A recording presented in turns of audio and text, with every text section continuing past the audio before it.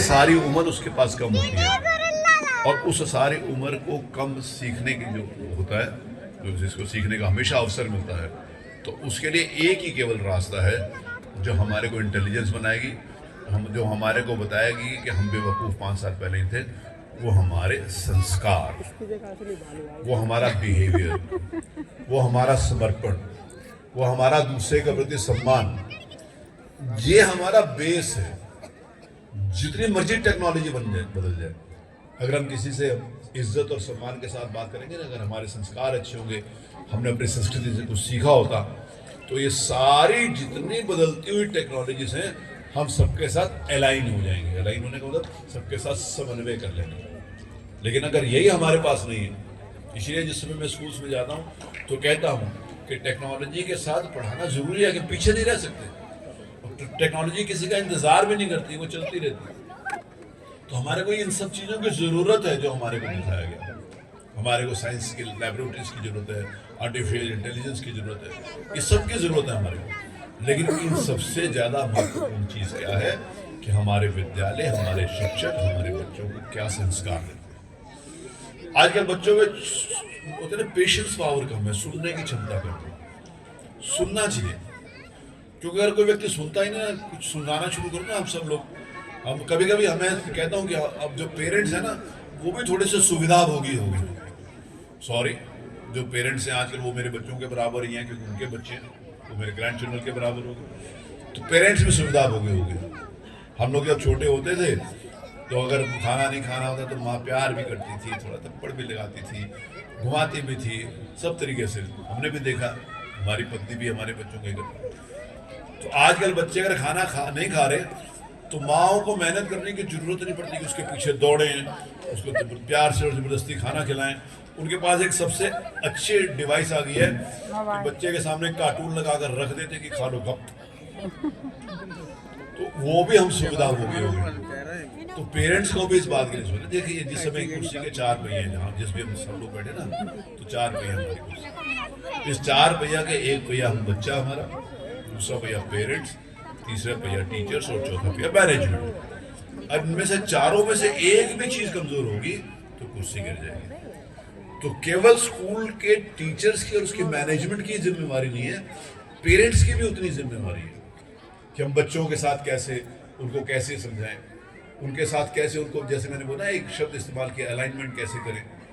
बड़ा बड़ा कठिन समय है, और कठिन समय हम लोगों के लिए इसलिए है, तो हमारे लिए या हमारे से नेक्स्ट जनरेशन में जो पीछे वाली जनरेशन है उसके लिए कठिन समय इसलिए क्योंकि हमारे समय में क्लास 2-3 बच्चे को ये कंप्यूटर नहीं पढ़ाया जाता था। आज जितना चेंज हो रहा है उसके साथ जो एक जनरेशन गैप है ना, वो कठिनाई है। लेकिन बड़ों को भी ये बात को समझना पड़ेगा कि हमारे को उनके साथ मिलकर चलना है। एक ज़माने में माँ बाप बच्चों से, बच्चे डरते थे। हमें याद है कि हमारे पिताजी होते तो दूसरे कमरे में जाते ही नहीं थे, पता नहीं क्या कुछ कहना। आजकल बच्चों के दोस्त बनने की जरूरत, दोस्त बन के उनके साथ उनको समझाने की जरूरत। तो ये सारी की सारी चीज़ें जिसमें हमारी शिक्षा, तब सब शिक्षा की बात, हमारी नेशनल एजुकेशन जो पॉलिसी आई है उसमें सारी की सारी चीज़ें समाहित हैं। हमें उस हिसाब से बच्चों के भविष्य की चिंता करनी है, बच्चों के मैंने कहा ना, संस्कार की। और एक बात जरूर कहूँगी, बच्चों को ना सुनने की आदत डलवाइए, सुने। अभी ये है कि बच्चों के लेखनी में अभी यूपी गवर्नमेंट ने एक आदेश पारी किया कि स्कूल में अखबार पढ़ाएं, अखबार के माध्यम से अखबार पढ़ें, उसको लिखें, अपने हाथ से हैंड राइटिंग बच्चों की अच्छी तरीके से उसको समझें। सिर्फ कंप्यूटर, अच्छी स्मार्ट क्लासेस की ज़रूरत है, लेकिन स्मार्ट क्लासेस के साथ साथ स्मार्ट लर्निंग की भी जरूरत है। उसके साथ साथ लोगों को, बच्चों को बताना, मैंने कहा सुनने की बात चलती है। तो एक बात समझे कि व्यक्ति अगर सुनेगा नहीं तो अच्छा नहीं बनेगा, क्योंकि जो सुनते हैं वही सोचते। अभी मैं बैठा हूँ यहाँ पे, तो मेरे को 1-2 बात माननीय सांसद जी ने बताई, हम लोगों ने चर्चा करी यहाँ के विकास के बारे में, यहाँ के इंडस्ट्री, आलू की प्रोसेसिंग के बारे में, इंडस्ट्री, हम लोगों ने बैठे बैठे वही काम की बात हम लोग को। तो अगर मैं उनको बताऊंगा नहीं, वो मुझे बताएंगे नहीं, हम लोग एक दूसरे से सुनेंगे नहीं, तो सोचेंगे कैसे कि वो काम करना है। अगर मैं फरखाबाद में आकर सारे मैंने सांसदों माननीय विधायकों से भी पूछा, माननीय सांसद जी से भी पूछा कि भाई यहाँ पर क्या प्रॉब्लम्स है, क्या इशू। तो हम सुनते हैं, तो वैसे बच्चों को सुनाएं, तो जो सुनेंगे वही सोचेंगे, वही सोचेंगे, और जैसे सोचेंगे वैसा व्यवहार करेंगे, जैसा व्यवहार करेंगे वैसे उनकी आदत बनेगी, और जैसे उनकी आदत बनेगी वैसे उनका चरित्र बनेगा, और जैसे उनका चरित्र बनेगा वैसे उनकी डेस्टिनी बनेगी, वैसे उनका जीवन के अंतर्गत उनको क्या बनना है, उनका भविष्य वैसे बनेगा। तो सुनने से लेकर व्यक्ति की डेस्टिनी तक सारी की सारी चीजें एक दूसरे के साथ मिली हुई है। उसमें एक भी चीज का अगर गैप होता है तो फिर व्यक्ति काम नहीं कर सकता, बच्चे काम नहीं कर सकते। हम इस बात को कहते हैं कि हमारे बच्चे बहुत इंटेलिजेंट हैं, ये बहुत खुशी की बात है कि नई पीढ़ी बहुत इंटेलिजेंट है, सब कुछ जानती है, लेकिन उस इंटेलिजेंस में इस बात को विचार करने की जरूरत है कि कहीं ना कहीं हम अपने मूल संस्कारों से जो मानवता है, जो सेवा है, जो सहयोग है, जो सहकार है, कहीं उससे तो नहीं हट रहे। ये बात भी सोचने की आवश्यकता है। ये बेस है, बाकी तो सब शिक्षा है, आज काम आएगी कल नहीं काम आएगी, लेकिन व्यक्ति के संस्कार, उसका व्यवहार हमेशा उसके साथ काम आएगा। और मैं हमारे एमएलए से मैं देखता हूँ बहुत, मैं मेयर साहब के बारे में कितनी तारीफ करता हूँ, मेयर साहब के बारे में देखता हूँ, ये इनको एक कमेटी के चेयरमैन है। मैंने किसी भी कमेटी के चेयरमैन को उतना पढ़ते हुए नहीं देखा। एक दिन मेरे पास आए, मैंने कहा क्या हुआ, मैंने कहा रात को मैं सोया नहीं। मैंने कहा क्यों? उनका मेरी मीटिंग थी। तो मैंने कहा जिस दिन मीटिंग हो उस दिन अच्छी तरीके से सुनना चाहिए।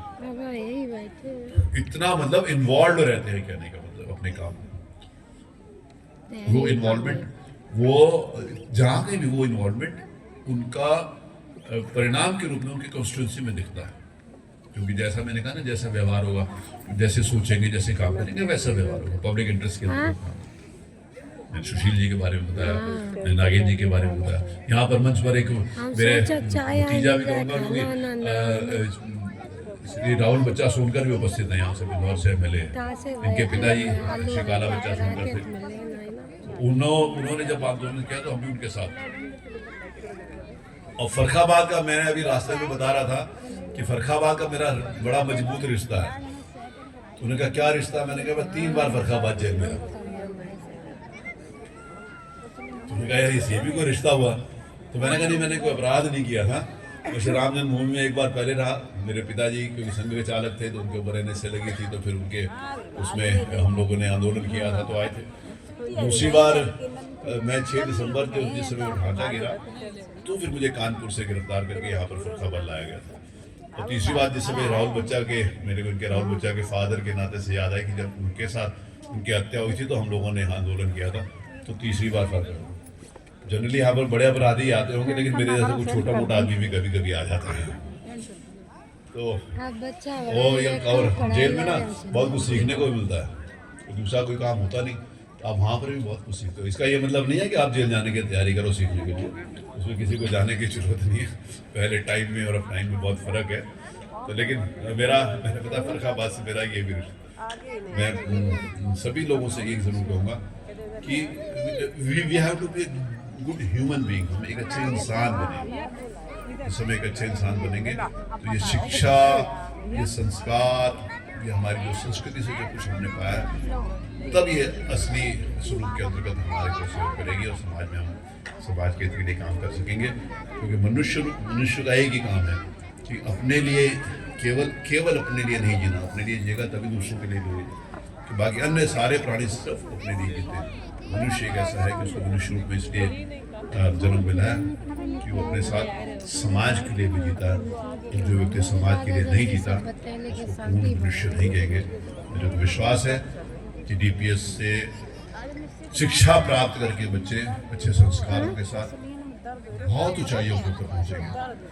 और जिस समय ऊंचाइयों की बात होती है तो केवल राजनीतिक क्षेत्र नहीं होती, जिस समय विकास की बात होती है तो उस सड़कों की बात नहीं होती, जिस समय डेवलपमेंट की बात होती है तो केवल इंफ्रास्ट्रक्चर की नहीं होती। होता है एक अच्छा डॉक्टर विकास में सहयोग करता है, एक अच्छा टीचर करता है, एक अच्छा संगीतकार करता है, एक अच्छा आर्टिस्ट करता है, एक अच्छा इंजीनियर करता है। हर क्षेत्र के अंतर्गत जहाँ कहीं भी हम काम है, हमारा योगदान समाज के प्रति हमेशा रहे। ऐसे ही हम शिक्षा और संस्कार देंगे। मुझे विश्वास है कि डीपीएस के हमारे आदरणीय श्री विजय कटियार जी, श्री कार्तिकेय कटियार जी, उनके पूरे परिवार के जितने भी हमारे श्री अजय कटियार जी, और यहाँ पर मुझे लाने के लिए उत्कर्ष ने उत्कर्ष मेरी